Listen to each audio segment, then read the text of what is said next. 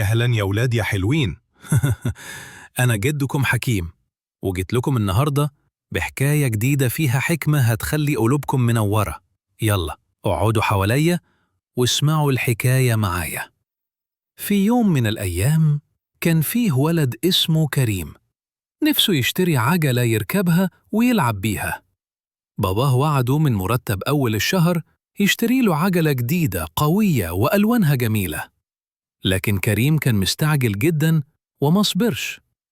شاف عند واحد في السوق عجلة قديمة وقال لباباه: أنا عايزها دلوقتي حالا بالفلوس اللي معاك، مش لازم نستني المرتب.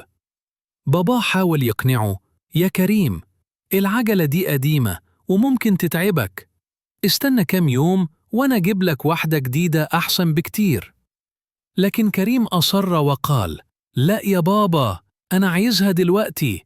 اشترى كريم العجلة القديمة، وفي أول يوم بدأت تعطل منه، مرة الكاوتش يتقطع ومرة السلسلة بتقع، وكل شوية يروح للراجل يصلحها، وكل ما يروح يشوف العجلة الجديدة الحلوة اللي باباه كان عايز يشتريها له ويحس بندم كبير.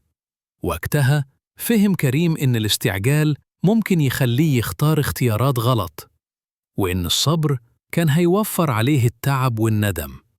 وخلصت حكايتنا يا ولاد.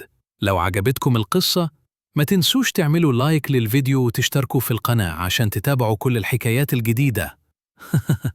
أنا جدكم حكيم وبحبكم كلكم من قلبي.